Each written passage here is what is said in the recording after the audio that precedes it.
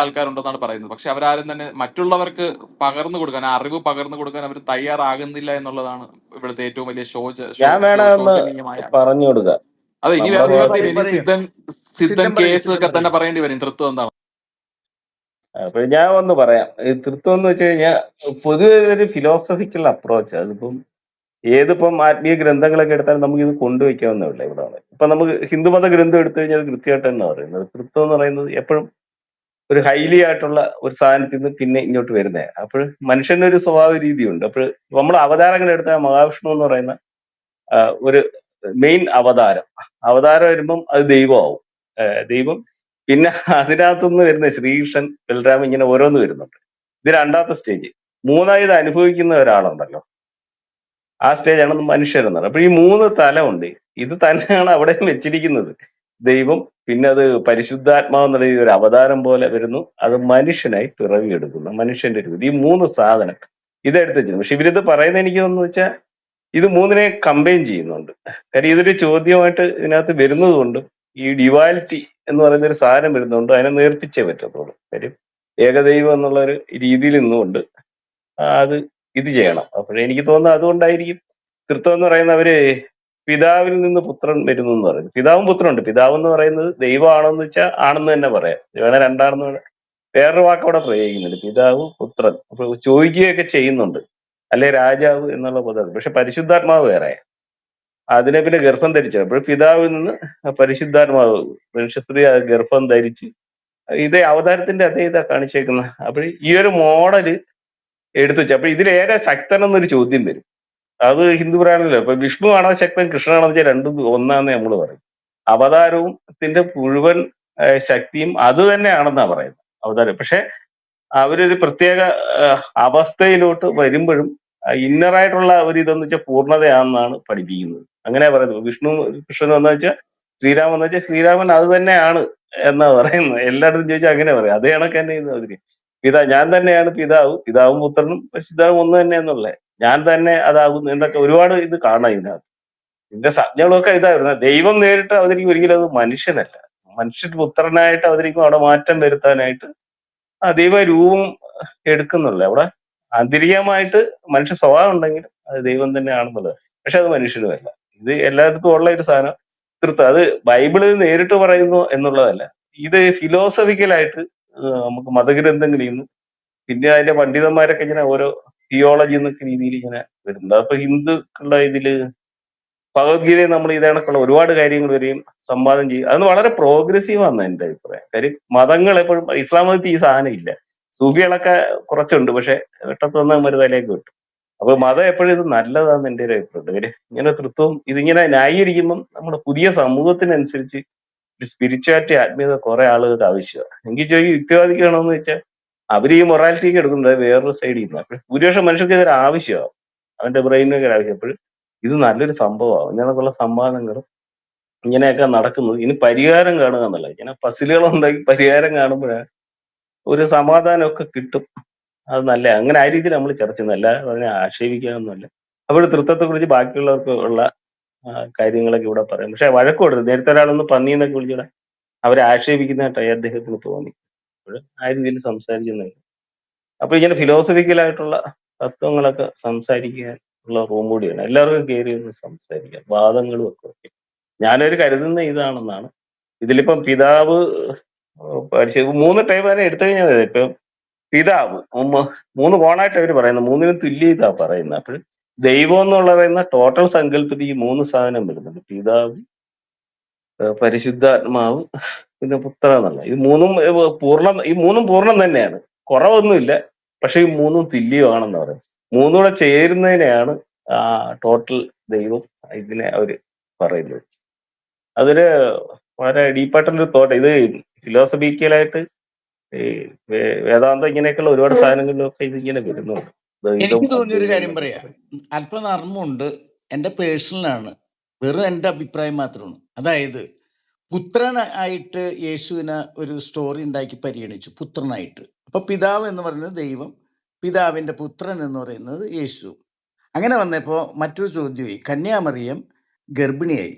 എങ്ങനെയാണ് കന്യാമറിയത്തെ ഗർഭിണിയാക്കിയത്? കന്യക എന്ന് പറഞ്ഞാൽ ഇവര് തന്നെ പറയുന്നുണ്ട്. അപ്പൊ സ്വാഭാവികമായിട്ടും കന്യാമറിയത്തെ ശരീരം ഭോഗിക്കാതെ എങ്ങനെയാണ് കുട്ടി ഉണ്ടാവുക?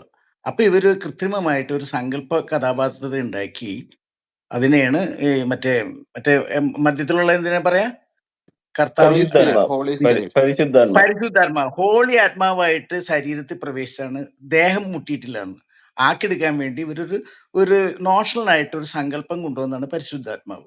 അങ്ങനെ അത് കൂട്ടിയണക്കാൻ വേണ്ടി ശ്രമിച്ചു. ഇപ്പോഴും ക്ലാസിക്കൽ ക്രിസ്ത്യൻസ് ആരും തന്നെ പരിശുദ്ധാത്മാവിൽ വിശ്വസിക്കുന്നില്ല. അത് വേറെ സത്യം.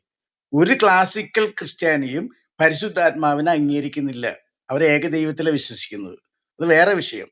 പക്ഷെ ഇവർക്ക് എന്താ വെച്ചാൽ ഈ ക്രിസ്തു യേശു കുട്ടിയായിട്ട് ജനിക്കണമെങ്കിൽ കന്യാമറിയത്തെ എന്ന് പറയുന്ന ഒരു വിഷയത്തെ കൊണ്ടുവരികയും ചെയ്തു. ആ വിഷയത്തെ ജെന്റിലാക്കി പരിഹരിക്കാനും ആഖ്യാനിക്കാനും വേണ്ടി ഇവരുണ്ടാക്കിയ ഒരു നോഷണൽ സങ്കല്പമാണ് പരിശുദ്ധാത്മാവ്. ഇതാണ് എനിക്ക് പറയാനുള്ളത്. ഇത് എൻ്റെ പേഴ്സണൽ ഒപ്പീനിയനാണ്. വലിയ സിദ്ധാന്തമായിട്ട് ചമച്ച് പറയണതല്ല. ഇതാണ് വിഷയം. അവസാനം വീണത് വിദ്യയാക്കിയതാണ് പരിശുദ്ധാത്മാവ്. Nothing more than that. അല്ല, ഈ തൃത്വത്തില് യുക്തിയില്ലെന്ന് പറഞ്ഞു വെക്കണ ഒരു കൂട്ടരുണ്ട്. അവരുടെ വാദപ്രകാരം എന്തോന്ന് അവരെന്താണ് മുന്നിൽ വെക്കണമെന്ന് വെച്ചാൽ അതൃത്വം എന്നൊരു സാധനമുണ്ട്. അതൃത്വം, അതായത് തൃത്വത്തിനെ എതിർക്കാൻ വേണ്ടിയിട്ട്, അല്ലെങ്കിൽ അതിൽ യുക്തി ഇല്ല എന്ന് പറഞ്ഞു വെക്കണവരാണ് അത്. അത് ഈ പറയണ ആ കൂട്ടരെന്ന് പറയണത് യഹോവ സാക്ഷികള്, പിന്നെ പെന്തക്കോസ്തുകാള്, ഇങ്ങനെയൊക്കെയാണ്, ഇവരൊക്കെയാണ് ആ കൂട്ടര്, അതൃത്വം കൂട്ടര്.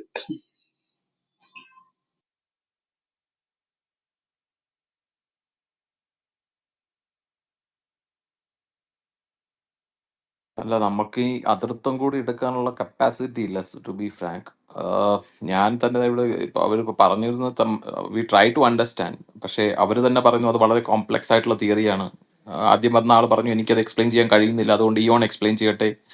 പക്ഷേ ഇയോണിനോട് ഒരു സിമ്പിൾ ചോദ്യം ചോദിച്ചത് ഇയോണോട് ഇപ്പോൾ കളഞ്ഞു.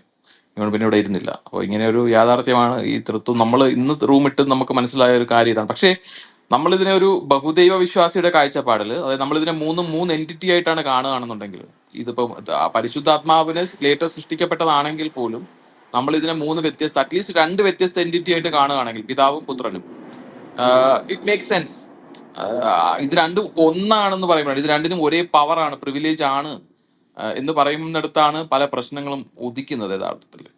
എനിക്ക് തോന്നുന്നു അവിടെയാണ് ഇവർ ഈ എന്താ നമ്മൾ പറയാറുണ്ട്, ഏച്ച് കെട്ടിയാൽ മുഴച്ചിരിക്കും എന്ന് പറയുന്ന ഒരു നാട്ടും പുറത്തൊരു ചൊല്ലുണ്ട്. It very much make sense here in this case when we discuss ത്രിത്വം, ട്രിനിറ്റി. അപ്പൊ അതാണ്, ഏച്ച് കെട്ടാൻ ശ്രമിക്കുന്നു പക്ഷേ അത് മുഴച്ചിരിക്കുന്നു. അല്ലേ? നിങ്ങൾ എന്നോട് യോജിക്കുന്നുണ്ടോ? അതാണ് ഞാൻ മനസ്സിലാക്കുന്ന ഒരു യാഥാർത്ഥ്യം. ഇന്നത്തെ റൂമിൽ നിന്ന് എനിക്ക് മനസ്സിലായ കാര്യമാണ്, തൃത്വം എന്ന് പറയുന്നത് ഏച്ച് കെട്ടാനുള്ള ഒരു ശ്രമമാണ്. ആ ഏച്ച് കെട്ടല് പലയിടത്തും മുഴച്ചിരിക്കുന്നുണ്ട്. അത് ആ മുഴച്ചിരിക്കുന്നത് എന്തുകൊണ്ടാണെന്ന് ഇവിടുത്തെ വിശ്വാസികൾക്ക്, അറ്റ്ലീസ്റ്റ് തൃത്വത്തിൽ വിശ്വസിക്കുന്നവർക്ക് അത് പറയാൻ കഴിയുന്നില്ല. അവർ പരസ്യമായിട്ട് പറഞ്ഞു അത് നമുക്ക് എക്സ്പ്ലെയിൻ ചെയ്യാൻ പറ്റുന്നില്ല എന്ന് ഇവിടെ വിശ്വാസികൾ വന്ന് പറയുകയുണ്ടായി.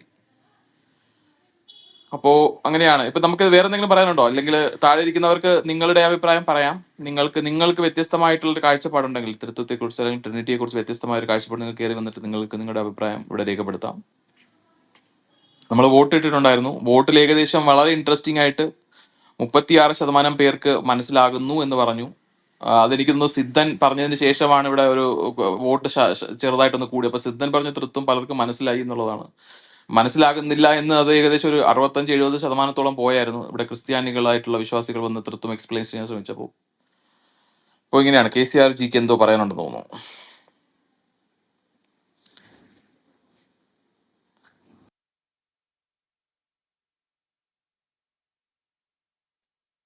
നമ്മളെ club So we Jihas have a പറയും. person here, Abhi. Abhi, he is actually from Gujarat. അബിക്ക് മുകളിൽ കയറി നമ്മളെ ഒന്ന് ക്ലബ് പറയാനുണ്ടെങ്കിൽ പറയാം കേട്ടോ, എന്തെങ്കിലും. It looks like he's A അതായത് പാസ്റ്റർ. നമ്മുടെ ക്ലബ് ഇവിടെ ഹൗസിൽ ഈ വഴക്കൊന്നുമില്ല കേട്ടോ. തൃത്വം നമ്മള് ഫിലോസഫികളോട് ചർച്ച ചെയ്യാം. പിന്നെ അപമാനിക്കാൻ വരുന്നവരെ നമ്മൾ വെറുതെ ഒന്നും വിടത്തില്ല. ആ രീതി നമ്മളെ ക്ലബ് ഹൗസിൽ ഈ തൃത്വം വളരെ വലിയൊരു സംഭവമായിട്ട് മാറിയിരിക്കുകയാണ്.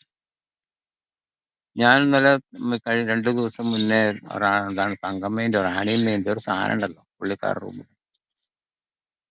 ഒരു വിഷയം വന്നപ്പോൾ ഞാൻ പറഞ്ഞു, ഇവരുടെ തൃത്വം എന്താന്ന് പറഞ്ഞാൽ ഇതെല്ലാം ഭാരതീയ ഫിലോസഫിയിൽ നിന്ന് കോപ്പി അടിച്ചുണ്ടാക്കിയതാണ്. എങ്ങനെയാണ് അവരുടെ തൃത്വം വരുന്നത്? ഭാരതീയ വേദങ്ങളിലുള്ള ബ്രഹ്മ വിഷ്ണു മഹേശ്വര സങ്കല്പമാണ് ഒരു മറ്റൊരു രൂപത്തിൽ കൂടി തൃത്വമായിട്ട് അവതരിപ്പിക്കുന്നത്. അതിൽ വിഷ്ണുവിന്റെ പുത്രനായിരിക്കുന്ന കൃഷ്ണൻ, അത് വിഷ്ണുവിനെയാണ് ഇവർ യഹോവ എന്ന് സങ്കല്പിക്കുന്നത്. മനസ്സിലായോ? വിഷ്ണു നമ്മളുടെ ഭാരതീയ ദർശനത്തിലുള്ള വിഷ്ണു സങ്കല്പത്തെയാണ് അവർ യഹോവയായിട്ട്, യഹോവയുടെ പുത്രൻ, യഹോവയാണ് വലിയ ആൾ, അപ്പൊ പിതാവ്. മനസ്സിലായോ? അപ്പം വിഷ്ണുവിന്റെ മകനായിട്ടാണ് നമ്മൾ കൃഷ്ണനെ കാണുന്നത്. അതൊന്നും അല്ല വന്ന സങ്കല്പം അതെവിടെയാണ്? ഒരു അല്ല വിഷ്ണുവിന്റെ മകനായിട്ട് കാണുന്നത്. മകനായിട്ടൊന്നും എവിടെയെങ്കിലും എഴുതിയിട്ടുണ്ടോ? അല്ല അത് ഇല്ല, പറയട്ടെ ഓമേ, നമ്മൾ അങ്ങനെ പറയുന്നില്ല. പക്ഷെ അവരാ കഥയെ മറ്റൊരു തരത്തിലാക്കി കൊണ്ടുവരുന്നു. മനസ്സിലായോ? അപ്പൊ നമ്മുടെ MT വാസുദേവൻ നായർ ഭീമന്റെ കഥ കൊണ്ടുവന്നിട്ട് എന്താ ചെയ്തത്? വേറൊരു തലത്തിലാക്കി കൊണ്ടുവന്നില്ലേ? എത്ര ആൾക്കാർ അത് അംഗീകരിച്ചു, നല്ല കഥയാണെന്ന് പറഞ്ഞിട്ട്. എന്നതുപോലെ അവർക്കറിയാവുന്ന വിധത്തിൽ അവർ മറ്റൊരു രൂപത്തിൽ വ്യാഖ്യാനിച്ചു കൊണ്ടുവരുന്നു എന്നുള്ളതാണ് ഈ തൃത്വത്തിന്റെ സത്യം. മനസ്സിലായോ?